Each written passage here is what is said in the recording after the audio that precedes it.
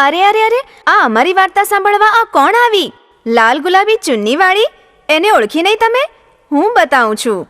આ વાલી વાલી ઢીંગલીનું નામ છે મુન્ની.